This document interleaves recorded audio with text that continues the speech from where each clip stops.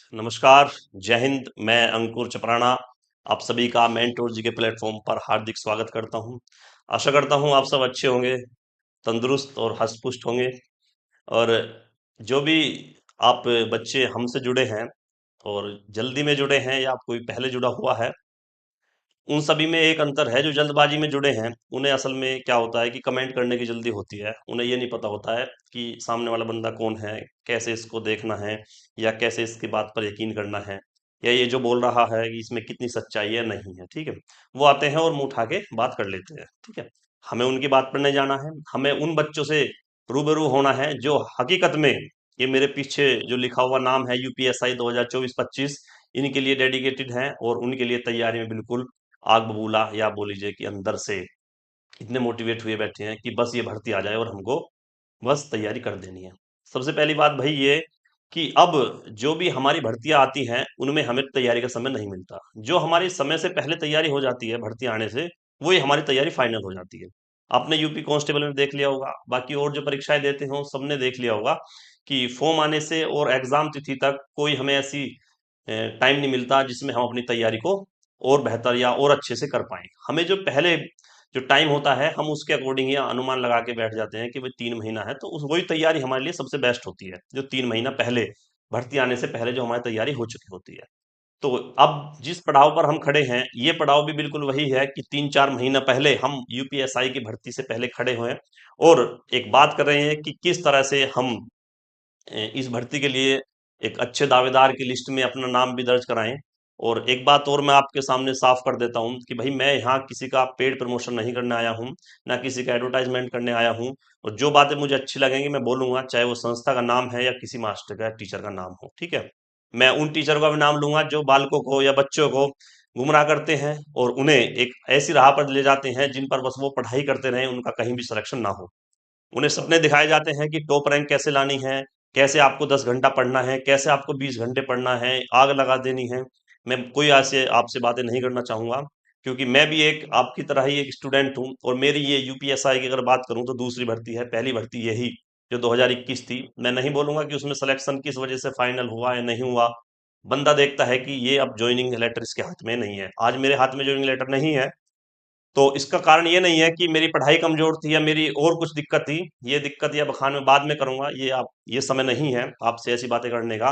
लेकिन बात सच्चाई ये है कि जो बातें मैं आपको आज बताऊंगा, वो बातें पहले, सबसे पहले मैंने उनको अपने ऊपर टेस्ट किया है या अपने ऊपर उन पे अप्लाई करके देखा है, तभी मैं आपके सामने वो बातें रखने वाला हूँ। ठीक है, और जो मैं बातें आपको बताऊंगा वो ही मैं अपने लिए फॉलो करूंगा जो हमारे अपकमिंग वैकेंसी हैं। ठीक है, मैं आपके सामने और आपके साथ हर उस पेपर को दूंगा जो यूपी कांस्टेबल से लेके ग्रुप डी भी है, यूपीएसआई भी है, आरओ है, यूपीएससी, सब एग्जाम की प्रिपरेशन करते हैं। तो इसका मतलब ये नहीं है कि आप सिर्फ और सिर्फ एक टीचर पर आप निर्भर रहे हो कि आपने उसका बैच लिया है तो उससे ही गाइडलाइन से हम पढ़ें। अच्छी बात है, आपने किसी टीचर का बैच लिया है, वो आपको अच्छे से गाइड करेंगे। लेकिन कभी कभी ऐसा होता है, कभी कभी क्या, ज्यादातर ऐसा होता है कि जब से यूपीएसआई का ऐसा ही कोई अखबार में कटिंग आई है, यूपी पुलिस में 1 लाख भर्ती होगी, तो कम से कम 100 प्लस वीडियो आ चुकी होंगी। और 100 प्लस वीडियो में एक तो वीडियो मुश्किल ऐसी होगी जिसमें बच्चों को जेन्युइन तरीके से ये बताया गया होगा कि भाई आपको कैसे पढ़ना है, आपको तैयारी कैसे करनी है। बताया क्या जाता है कि ये हमारी इसकी क्वालिफिकेशन है, ये भर्ती तब आएगी, इसका पेपर जब होगा आपको इतने नंबर चाहिए, इतनी कट ऑफ जाएगी उसकी, और इस बैच को ले लो और आप 10 घंटा पढ़ लो बस। ये चीजें होती है। लास्ट स्लाइड पर वो अपने सारे अपने वो लगा देते हैं कि हमारा ऑनलाइन ये है, ऑफलाइन ये है, इसकी फीस ये है, उसकी फीस ये है, ये हमारा कानपुर में है, ये बैच हमारा इलाहाबाद में है, ये हमारा दिल्ली में है।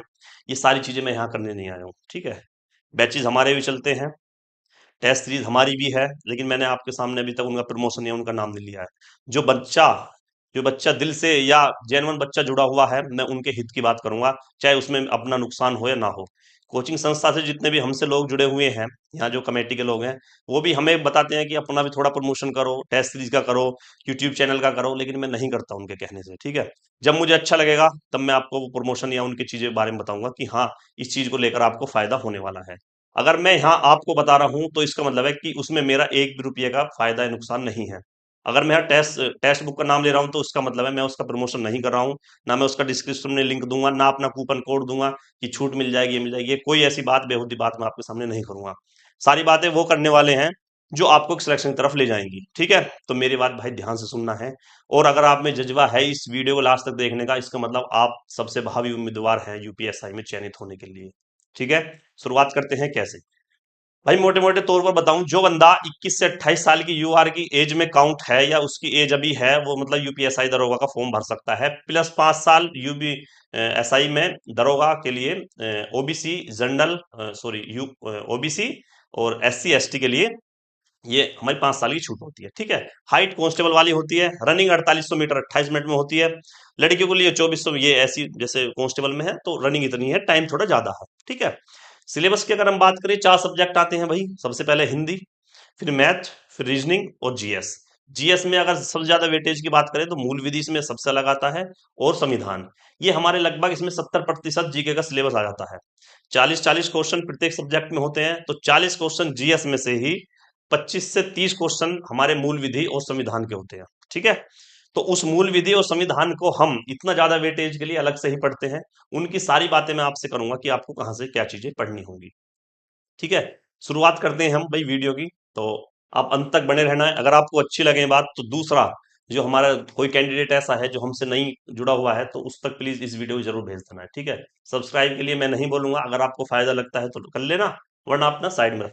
ठीक है, जो भी वीडियो आएंगे वो ऑथेंटिक रूप से बिल्कुल सत्य और एक आधारित ऐसी घटना पर होंगी जिसका कोई किसी भी संस्था से या कोचिंग से कोई लेना देना नहीं होगा। ठीक है, यूपीएसआई 2025 हम बात करने के भाई आज यहाँ बुक्स की।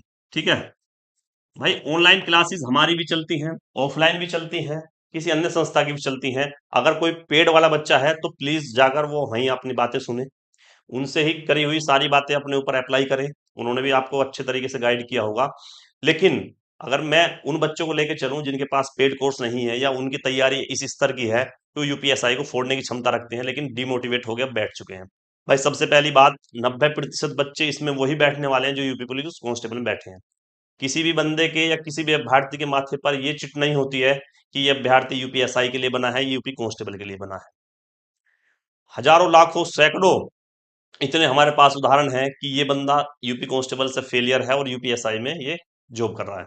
आपके इर्द गिर्द भी होंगे। सबसे पहली बात तो ये बात आप दिमाग से निकाल देना कि मेरे तो कांस्टेबल में ही एवरेज या स्कोर कम है, यूपीएसआई में क्या करूंगा। भाई ऐसा हो सकता है यूपीएसआई में आप एकदम से उन बच्चों से सबसे ऊपर पहुंच जाओ यूपी कांस्टेबल के टॉपर थे। ठीक है, तो आकलन अपना कभी भी ऐसे नहीं करना है कि मैं तो यूपी कांस्टेबल में नहीं हुआ तो यूपीएसआई में कैसे हो जाऊंगा। यूपी कांस्टेबल की अगर आपकी ठीक तैयारी थी, मान लिया आपके नंबर कम है कोई दिक्कत नहीं है, लेकिन आपकी तैयारी अगर ठीक थी, तो मैं 100% लिख के दे सकता हूँ कि अगर तुमने नॉर्मल भी 3-4 घंटे पढ़ाई रेगुलर, जब तक हमारे में, तो आपका काम बन जाएगा। ठीक है, क्या मैं आपको इस वीडियो में बता दूंगा। ठीक है, हम बुक्स की बात करेंगे भाई। भाई सबसे पहले मेरे दो चीजें हैं जो आपको माननी है, कि जो बुक्स का कलेक्शन है, जो बुक्स का कलेक्शन है वो सबसे पहले आपको कम रखना है। जितनी टेबल पर आपके पास बुक होंगी, जितनी कम, उतने ही ज्यादा आपके अंदर से एनर्जी आएगी, इतने आप अंदर से मोटिवेट होगे उन्हें देखकर। जितनी पतली होंगी उतने ही ज्यादा आपको जो है अंदर से ऐसी फीलिंग आएगी कि हाँ मैं इनको पढ़ जरूंगा। लेकिन ज्यादा का कारण ये है कि मोटिवेट हो जाओगे और बैठ के हताश होगा कि यार मेरी पढ़ी जानी है। और ये हकीकत है, ये अपने ऊपर आप सोचकर देखना कि अगर आपके पास मैथ की 5 बुक हैं, तो आपने क्या एक भी उसमें से पूरी करी? नहीं करी है। अगर आपके पास वो एक बुक है ना, एक बुक है, तो हो सकता है आपने वो पूरी कर रही हो, एक बार में, 2 बार में, 3 बार में बंदों ने कर रखी है। तो सबसे पहली बात क्या ध्यान रखनी है कि प्रत्येक सब्जेक्ट की ज्यादा से ज्यादा आपको बस एक बुक रखनी है। मैं बुक का नाम भी बताऊंगा कौन सी प्रेफर करते हैं या कौन सी आपको करनी चाहिए। तो हर सब्जेक्ट की एक बुक आपको प्रेफर करनी होगी। ठीक है, अब बात करते हैं सबसे पहले हम भाई मैथ्स की। मैथ्स की भाई कितने बंदे यहाँ ऐसे होंगे जो यूपीएसआई की पहली भर्ती होगी, लेकिन वो और कोई भर्ती में एग्जाम दिए होंगे, सीजीएल, सीपीओ, एसएससी का कोई भी exam, GD, UP police constable, RO या असिस्टेंट ऑपरेटर, कुछ भी एग्जाम, लेखपाल वगैरह, पैट वैट का। उन्हें बेसिक चीजें पता है कि हमको किस चीज की कितनी नॉलेज है, उन्हें सभी पता है। मैं आपको नहीं बताऊंगा कि आपको क्या पता है क्या नहीं पता। मैं आप मान रहा हूँ कि आप एक एवरेज बंदे हैं, आपने पढ़ाई उस स्तर से नहीं करी है अभी। ठीक है, तो सबसे पहले हम अपने मैथ की स्टार्ट कर रहे हैं ना, तो मैथ को आप देख लेना कि मैथ में हमें सबसे पहले कैसे इसको फॉलो करना है, क्या करना है। भाई इसमें मैथ में 40 क्वेश्चन आते हैं। ठीक है, इन 40 क्वेश्चन में से नेगेटिव मार्किंग होती नहीं है। तो जो हमारा मैक्सिमम सिलेबस है वो अर्थमेटिक का होता है, अर्थमेटिक होता है इसमें। इसमें एडवांस मैथ नहीं होता है। प्लस इसमें एक दो टॉपिक अलग से होते हैं, जैसे हम मान लें प्रोबेबिलिटी है, प्रोबेबिलिटी है, ठीक है, और 2D 3D भी इसमें आता है, जो वो तो कांस्टेबल में भी आता है 2D 3D, ठीक है। तो ये दो तीन सिलेबस जो हमारे चैप्टर वो अलग से इसमें ऐड होते हैं। तो अगर हम मैथ की बात करें तो भाई सबसे अच्छा फंडा ये है, अगर आप यूपी पुलिस किसी की तैयारी कर रहे हो, चाहे आप सिपाही की कर रहे हो या यूपीएसआई की कर रहे हो या एएसआई की कर रहे हो, आपने क्या करना है कि पिछली चार भर्ती पिछली चार भर्ती, ये नहीं देखना आपको ये पुलिस कांस्टेबल की है या सिपाही की है या दरोगा की है या असिस्टेंट सब इंस्पेक्टर की है।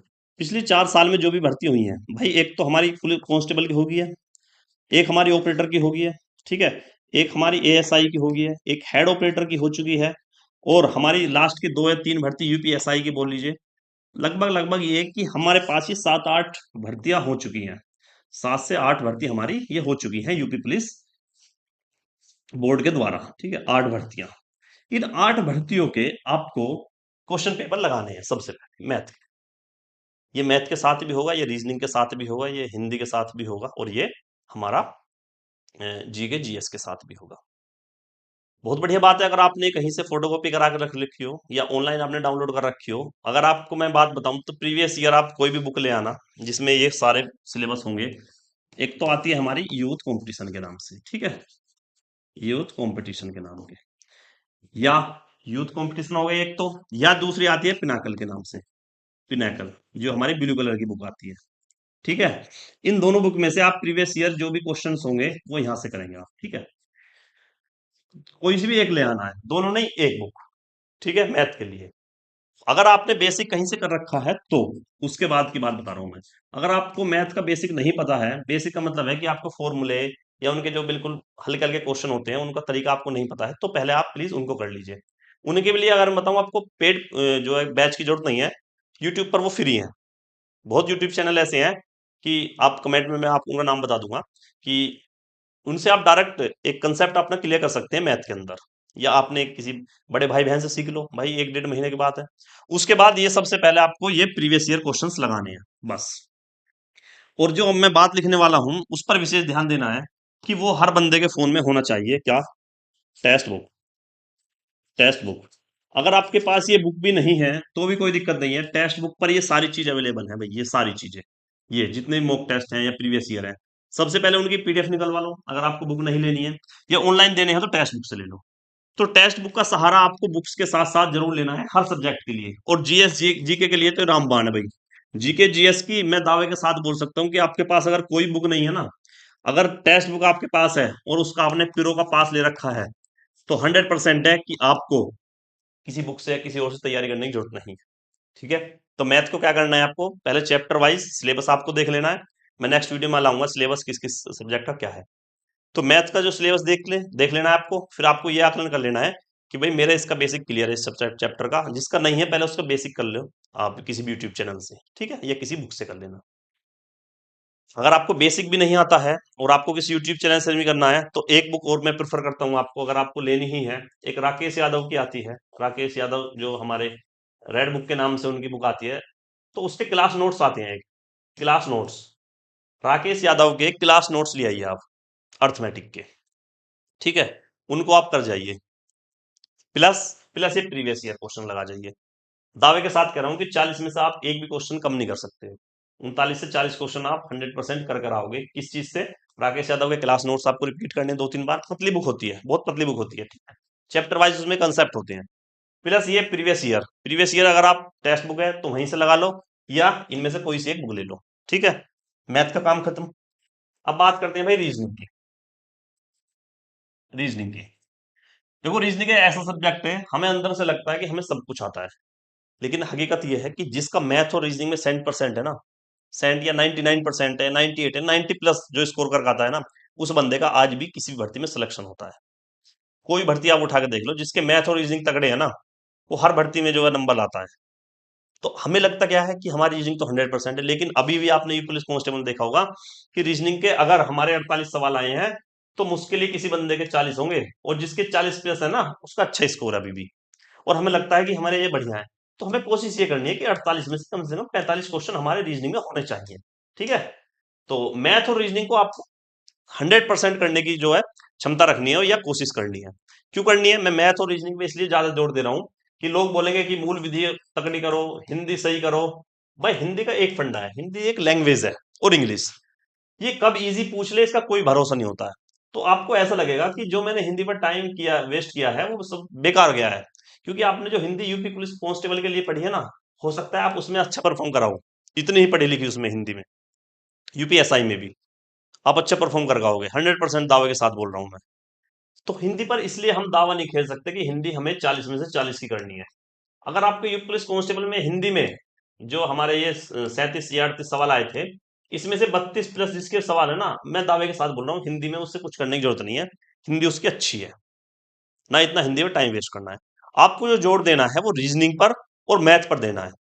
और प्लस आपको फायदा ये होगा कि इस यूपीएसआई के बाद आरपीएफ हो या दिल्ली पुलिस हो, कोई सा भी जो हमारा एग्जाम हो, उसमें सबसे ज्यादा हमारे इनका वेटेज होता है, मैथ और रीजनिंग का। और इसमें एक अच्छी बात और भी है, क्या है सर, इसकी जो एक्यूरेसी है ना, एक्यूरेसी होती है सर, उसकी एक्यूरेसी 90% प्लस होती है। मतलब अगर आपने 100 सवाल किए हैं ना, तो 90 से ज्यादा सवाल आपके सही होंगे, ये दावा करता है मैथ और रीजनिंग। बाकी कोई सब्जेक्ट ऐसा दावा नहीं करता है, रीजनिंग या सॉरी हिंदी या जीएस में तो सबसे ज्यादा जो नैया डूबती है बच्चों की। ठीक है, तो उस पर ज्यादा फोकस नहीं करना है। ज्यादा का मतलब ये है कि उसमें 100% करने की वो नहीं है आपकी कि 40 में से 40 या 60 में से 60 क्वेश्चन में कर पाऊँ। अगर आपको 100% करना है तो मैथ और रीजनिंग पर दे सकते हो। मैथ का मैंने बता दिया आपको कैसे कहाँ से पढ़ना है, और रीजनिंग का भी वही करना है। सबसे पहले भाई रीजनिंग का वही अपनी previous year UP police constable ये वाली भर्ती, जो री एग्जाम इससे पहले जो रद्द हुआ था उसकी जो हमारे प्रीवियस ईयर क्वेश्चन है वो, असिस्टेंट हेड ये जो हमारे ऑपरेटर की जो भर्तियां हुई हैं, यूपीएसआई की पिछली जो 3-4 भर्तियां हैं उनके क्वेश्चंस या ज्यादा कर सकते हो आप। अगर आपको ज्यादा ही लेवल चाहिए तो वीडियो की जो हमारी परीक्षाएं हुई थी जिला विकास अधिकारी की, उनके आप प्रीवियस ईयर लगा सकते हो। ठीक है, तो प्रीवियस ईयर सबसे पहले, प्रीवियस ईयर के लिए वही 2 बुक हैं, उनमें से कोई सी भी आप ले आओ। ठीक है, प्लस हमारी टेक्स्ट बुक है, अगर आपके पास कुछ नहीं है तो टेक्स्ट बुक है, टेक्स्ट बुक पर आप प्रैक्टिस कर सकते हो।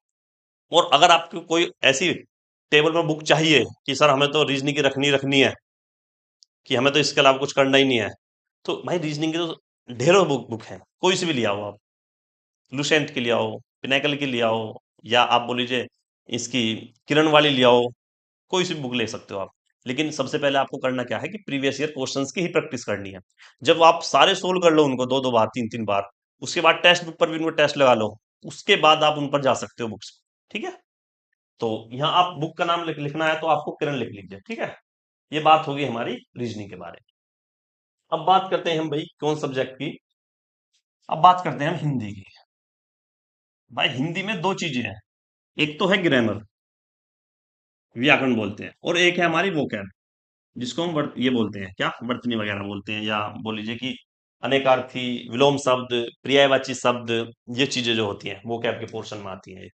ठीक है, और ये हमारे ग्रामर होता है, संज्ञा सर्वनाम विशेषण, ये क्रिया क्रिया जो आती है, ये जो चीजें हैं मैं दावे के साथ बोल रहा हूँ ये आपके 100% पूरी है, इनको आपको पढ़ने की जरूरत नहीं है अभी भी। और अगर आपकी वो कैब हल्की है तो आप वो कैब डेली पढ़ सकते हैं अभी भी। वो कैब में क्या आता है सर, वो कैब में भाई विलोम शब्द आते हैं एक तो, डेली आप विलोम पढ़ लो, डेली आप पर्यायवाची पढ़ लो। ठीक है, डेली आप अनेकार्थी पढ़ लो। एक चीज और आता है इसमें क्या, इसमें आता है हमारे साहित्य, डेली साहित्य पढ़ लो, ऐसे कर लो। ठीक है, अगर बुक की बात करूं तो ये जो चीजें हैं ये हमारी सारी प्रीवियस ईयर आधार पर आती हैं। अब यूपीएसआई 2021 उठा के देख लेना, सबसे पहले जो भी सब्जेक्ट बता रहा हूं तो उसका प्रीवियस ईयर आप करना ही करनी है।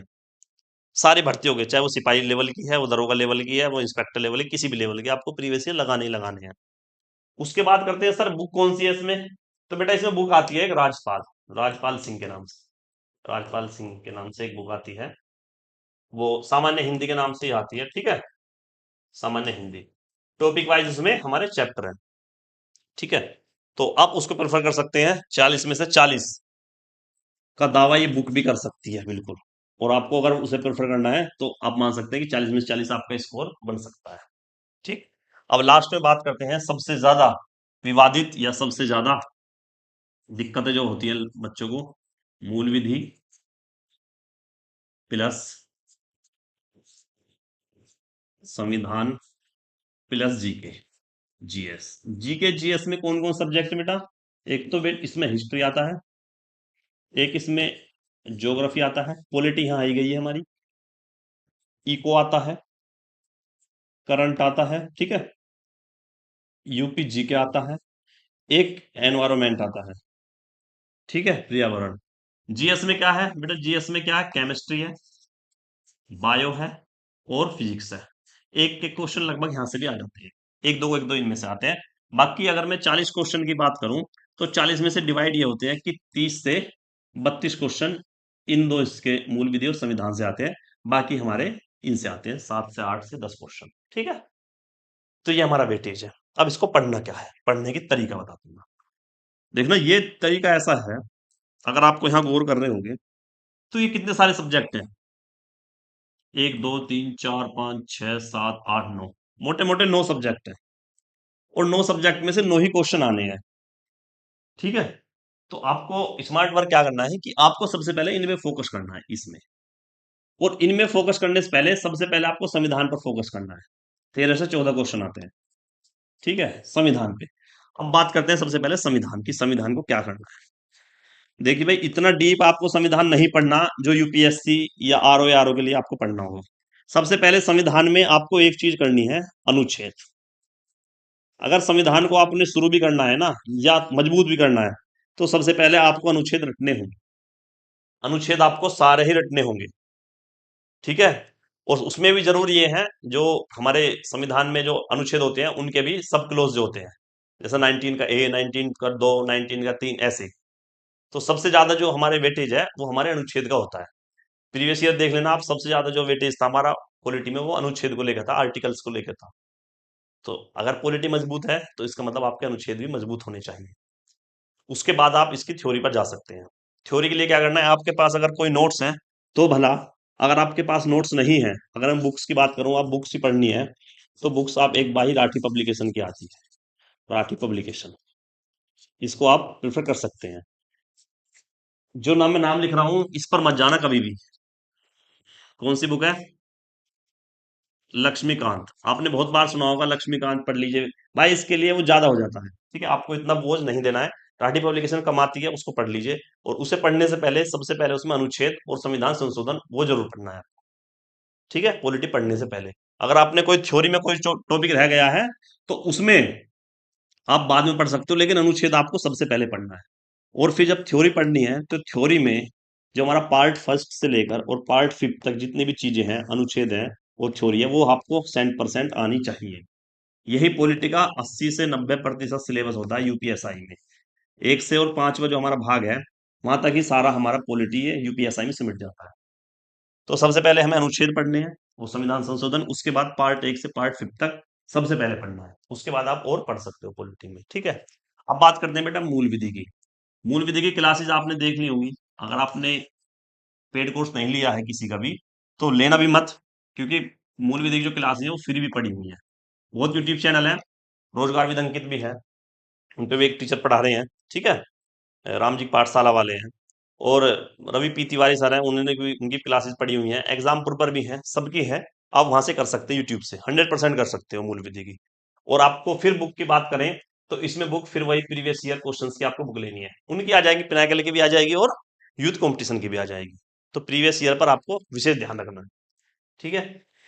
अब बात करते हैं हम सबसे इंपोर्टेंट अपने टेक्स्ट बुक की। भाई एक तो टेक्स्ट बुक का आप प्रो का पास ले लीजिए, प्रो, 1 साल की इसकी वैलिडिटी हो। और इसका सबसे ज्यादा इस्तेमाल पता कहाँ करना है? भाई जीके जीएस, इसमें करना है। उनके तो आपको तैयारी डीप करनी होगी, संविधान की और मूल विधि की। और अगर आपको वो सब्जेक्ट तैयार करने हैं जो बाकी जीएस में बचे हैं, 7 से 8 जो नोट सब्जेक्ट मैंने बताए थे, हिस्ट्री, ज्योग्राफी, इको पिको, तो उसको आप डायरेक्ट टेक्स्ट बुक से कर सकते हो। कैसे? आप एमसीक्यूज लगा सकते हो डेली। जैसे आप मान ली लाइब्रेरी में बैठे हो, आपने क्लास ले लिया, आप पढ़ लियो, थक गए हो, आप बैठे हो, तो आप 25 क्वेश्चन का एक प्रैक्टिस सेट उस पर शुरू कर दो टेक्स्ट बुक पर, उसको लगाओ, फिर उनका एनालाइज देखो। तो उन 25 क्वेश्चन से जो ज्यादा इंपॉर्टेंट होता है ना, उनका जो नीचे एक्सप्लेनेशन होती है, वो बहुत जरूरी होती है, वो बहुत इंपॉर्टेंट है भाई, वो जरूर करना, ठीक है। तो ये सारी चीजें मैंने एक एक करके बताई आपको। और अगर आपने कोर्स ही लेना है ना, तो आप कोर्स पर जा सकते हो, लेकिन आपको चलना है अपने तरीके से। आपको डिमोटिवेट नहीं होना है कभी भी कि सर मेरा कांस्टेबल में कम है, ज़्यादा है। आपको यूपीएसआई की तैयारी करनी है, आपके लिए सही मौका है। ठीक है, देखना, मैं आपको इस वजह से मैं नहीं बता रहा हूँ कि मेरा कोई कोर्स आ रहा हो या मेरी कोई क्लासेस हो। मैं तो आपको बस अवगत करा रहा हूँ कि यूपीएसआई की भर्ती सबसे पहले आने वाली भर्ती होगी।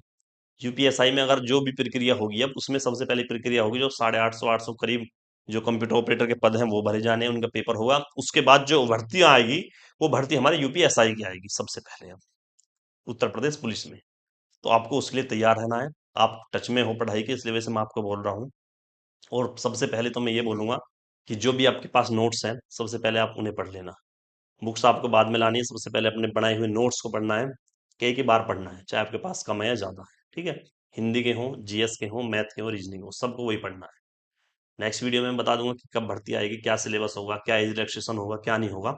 इस वीडियो में मैंने यही बात आपको बतानी थी। ठीक है, और इन्हीं पैटर्न को फॉलो करके मैं पढ़ रहा हूँ, जो मैं आपको बता रहा हूँ। और यहीं से पढ़कर हमारे हजारों बच्चे सेलेक्ट हुए हैं जो हमारे कनेक्ट में हैं। ठीक है, एक दो का मैं आपके सामने इंटरव्यू लेकर आ रहा हूँ जल्दी, कि उन्होंने कैसे तैयारी करी है सेल्फ स्टडी करके लाइब्रेरी में बैठ के।